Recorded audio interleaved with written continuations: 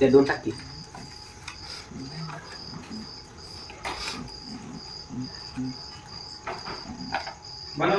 तर नमस्कार मित्रांनो, आपण आजच्या या व्हिडिओमध्ये बजाज कंपनीचं 220F हा मॉडेल असलेला एक इंडक्शन घेऊन आलेला आहे.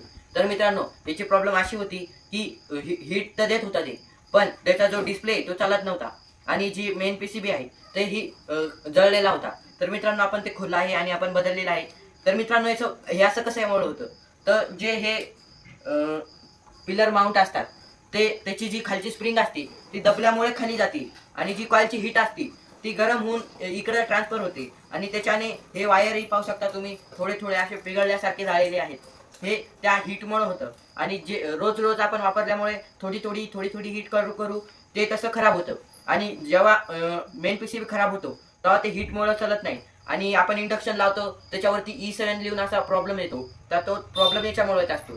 तर आपण आता याचे जे पिलर माउंट सेट आहे ते बदललेलं आहे. इंडक्शनचा जो डिस्प्ले आहे, पीसीबी आहे आणि फॅन हे तीन बदललेले आहे. तर मित्रांनो, तुम्ही पाहू शकता जो आपण फॅन आणि मेन पीसीबी बदललेला आहे, तर हा फॅन पाहू शकता. फॅन किती खराब झालेला आहे, याच्यावरती धूळही लागली आहे आणि हा धूळमुळे खराब झालेला आहे.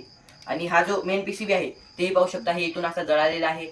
तर मित्रांनो, आपण हा आता इथं बदललेला आहे. हा पाहू शकता तुम्ही, आपण इथं नवीन मेन पीसीबी लावलेला आहे आणि जो डिस्प्ले आहे तोही खराब होता, तर आपण तोही बदललेला आहे. हा डिस्प्ले असतो, याला हे बटन असतात आणि इथं एक स्पीड कमी जास्त करण्यासाठी एक पॉईंट असतो, जे की लावल्याने आपण रोटेटरने स्पीड ॲडजस्ट करू शकतो आणि आपल्याला याच्यावरती स्पीड कमी जास्त झालेली दिसते.